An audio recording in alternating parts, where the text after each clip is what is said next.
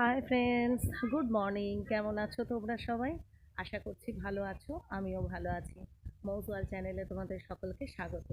আজকে আমি বর্ধমানেই আছি। তো বর্ধমানে এসেছি, এসে ওখান থেকে বেড়াতে বেরিয়েছি মাকে সবাইকে সঙ্গে নিয়ে। এসেছি এখানে বনগাঁয়ের একটা আশ্রম আছে। সেই আশ্রমটা খুবই সুন্দর, খুবই ভালো এবং বিশাল বড় এরিয়া। তো টোটো করেই এসেছি, খুব একটা টাইম লাগলো না, অ্যাপ্রক্স 45 মিনিটস লাগলো। তো আমি আশ্রমটা আজকে তোমাদেরকে কিছু কিছু ক্লিপ শেয়ার করব, কারণ পুরোটা করতে পারবো না, বিশাল কয়েকশো একর জমি নিয়ে এটা করা হয়েছে। তো করতে গেলে আমাকে 3-4টে ব্লগ করতে হবে, তো আমি শর্টে করে করে তোমাদের দেখিয়ে দিয়ে যাচ্ছি। লোকেশানও বলে দিচ্ছি, বর্ধমান স্টেশন থেকে যদি আসতে চাও তো এখানে বলবে, ওখানেও বলতে পারো, বা একটা গাড়ি নিতে হবে যে বনগাঁয়ের আশ্রম যাব, তো ওখানে সবাই তোমাদের দেখিয়ে দিতে পারবে। তো চলো বেশি কথা না বাড়িয়ে আমি দেখাতে থাকি তোমাদের এখানকার লোকেশনটা কি সুন্দর, ভীষণ ভালো লাগছে, লোভ সামলানো যায় না। আর প্রচুর কিছু আছে এখানে দেখার মতো, ঘোরার মতো, বিশেষত শীতকালে। তো আমার সময় হয়নি, এখন সময় হয়েছে, তো চলে এসেছি জায়গাটা। আমি একদম প্রথম মুখেই ঢুকে আছি। আমি প্রথম মুখে ঢোকার এন্ট্রান্সটা তোমাদের দেখিয়ে দিচ্ছি। এটা হচ্ছে প্রথম এন্ট্রান্স, এখান দিয়ে আমরা এলাম। জাস্ট এই যে রেড বিল্ডিংটা রয়েছে এখান দিয়ে এলাম। এখানে এগুলো হচ্ছে সব থাকার জায়গা। কারা থাকে মনে হয় স্টুডেন্ট থাকে, অথবা মহারাজরা থাকেন, এরকম কিছু হবে। কিন্তু আমি দূর থেকে দেখতে পাচ্ছি এটা মিশনারি হাই স্কুল লেখা, তো এটা স্কুলই হবে। তো এরকম একটা বিল্ডিং রয়েছে এখানে।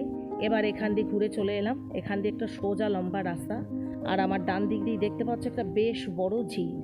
তো এখান দিয়ে দেখার মতো খুবই সুন্দর জায়গা। চলো যেতে থাকি। যেতে যেতে এত সুন্দর লাগছে, মনে হচ্ছে না যেটা বর্ধমানের কোথাও জায়গায় এসেছি, মনে হচ্ছে অন্য কোথাও একটা এসেছি, মানে বাইরে ঘুরতে টুরতে অন্য কোথাও। যদিও বর্ধমানটাও একটা ঘোরারই জায়গা, বেশ ভালোই জায়গা। তো চলো বেশি বক বক না করে তোমাদেরকে এগোতে থাকি, দেখাতে থাকি। ওপরের গাছগুলো দেখো, সব একদম সারি দিয়ে দিয়ে গাছ সব। আর এখানে সব মহারাজরাও আছেন, এখানে ভোগের ব্যবস্থা আছে।